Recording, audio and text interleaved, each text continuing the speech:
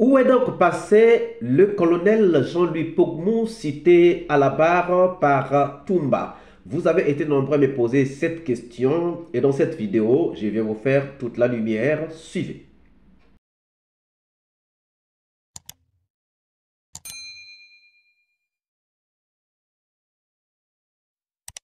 Bonjour, bonsoir. Cela dépend de l'heure à laquelle vous regardez cette vidéo. Bienvenue si vous nous découvrez pour une première fois. Comme d'habitude, un plaisir, un réel plaisir pour moi de venir devant vos écrans vous exposer les analyses de Soleil d'Afrique. Il avait été cité à la barre par le commandant Toumba. Il s'agit de colonel Jean-Louis Pogmou et aujourd'hui, nous voudrions essayer de regarder son cas parce que vous avez été nombreux à me poser cette question. Mais avant tout, je vous laisse suivre cet extrait du commandant Toumba où il est en train de citer Jean-Louis Pogmou et nous revenons pour l'analyse. Suivez. Je parlais de Kaléa. Cette fois-ci, je vais donner les noms puisque il est connu de tout le monde. Celui qui a une entreprise de fabrication alimentaire. Et en connaissance de cause, sachant que les produits fabriqués sont toxiques et les personnes qui font la manutention aussi, en connaissance de cause, sachant bien que ce produit est toxique, et ceux qui vont pour mettre ça sur le marché en connaissance de cause, sachant que le produit est toxique, s'il y a un problème social, de santé publique, c'est que monsieur le procureur a la procédure, c'est que tous doivent partir. Donc je vais ici parler de Kaléa. Le directeur du centre, le colonel Bienvenu Lama, le directeur adjoint du centre, le colonel Louis Pogmou, le formateur, le colonel Blaise. Voici ceux qui étaient au centre là-bas. Maintenant, ceux qui sont chargés de la coordination, il y a l'intendant particulier du président Moussa Dadis Camara, le capitaine Gono Sangaré. J'ai parlé de lui lorsqu'une fois on a été chez lui. Le chef d'opération à la présidence, le capitaine Makambo.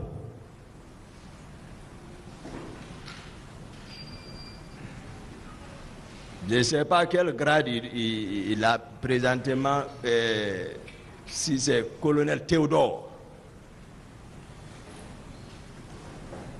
Et ordonné par le président de la République, capitaine Moussa Dadis Camara. C'est-à-dire, ce groupe-là, il faut passer l'autre jour, vous avez senti que j'ai hésité de parler pour ne pas blesser d'autres. Mais si vous prenez, vous comprendrez à travers les noms, c'est que c'est un cercle restreint. Si tu n'es pas de ça, c'est que tu n'as pas accès à Kaléa. Moi, à date, je ne peux personne conduire à Kaléa pour dire, voici Kaléa. Je ne connais pas là-bas. À moins que même les PV et Marcel aussi me disent qu'ils ont été à Kaléa. Mais à ma connaissance, je ne crois pas. Ce n'est pas parce que à un moment donné, ils ont tué mes collègues. Hein? Ils ont décapité certaines au 32 escaliers. Les PV et les Marseillais, ce n'est pas à cause de tout ça. Ce n'est pas parce que non plus, ils avaient arrêté mon père, l'envoyé au 32 escaliers. Ce n'est pas parce que PV a bloqué l'aéroport pour le retour de ma mère à la Mecque. J'ai manœuvré, ma mère est restée à la Mecque 6 mois sans dossier. Mais par la grâce de Dieu, j'ai réussi, elle est rentrée, sain et sauf. Sauf. Ce n'est pas à cause de tout ça que moi je vais ici, pour une histoire aussi importante, que je vais avoir des dents contre les noms. Tout ce qui sortira de ma bouche ici, ils auront confiance en moi parce que moi je ne changerai en aucun cas je ne dirai que la vérité. Ça, c'est l'histoire. Donc, à ma connaissance, ils ne sont pas associés à l'affaire de Kaléa. Je crois même le quota qu'ils avaient réussi, je crois qu'ils se sont limités à 66. C'est eux qui ont été à ventiler à Kishidougou, au centre d'instruction de Kishidougou et de Kankan. Je l'ai parlé ici. Mais Kaléa, c'est spécifique. C'est une cohorte spéciale. Donc, je ne pouvais terminer sur Kaléa, c'est-à-dire sans vous donner ceux qui ont infiltré, Vous venez donc de suivre le commandant Toumba en train d'indexer donc les responsables de Kaléa. Qui était Jean-Louis Pogmou? Jean-Louis Pogmou était l'adjoint du colonel Bienvenu Lama, alors directeur du centre de formation de Kaléa au moment des faits. Il était aussi président des jeunes recrues de Kaléa, donc sous forme de parrain des jeunes recrues de Kaléa. Et entre-temps, il a été ancien préfet de Koubia. Pourquoi serait-il concerné? Les recrues de Kaléa ont activement participé ou pris part au massacre du 28 septembre 2009, tout le monde le sait. Armés d'armes blanches, ils ont poignardé, éventré et j'en passe. Quelques 250 à 400 recrues de Kaléa étaient déjà logés au camp Alpha Yaya Diallo quelques jours avant le massacre du 28 septembre 2009. C'était sûrement pour recevoir certaines consignes. Alors, ils sont partis du camp Alpha Yaya Diallo dans la matinée du 28 septembre pour se rendre au stade, habillés de tenues ou de maillots de Chelsea et transportés par des bus coordonnés par certains membres du CNDD. Or, Kaléa était une milice que Dadis avait voulu fonder pour ses propres services, pour son propre intérêt. Et donc voilà que ces gens se retrouvent au stade et participaient activement au massacre. C'est pour cela que lorsque le commandant Toumba est venu parler, il a dit il faut situer les choses, il faut situer les acteurs.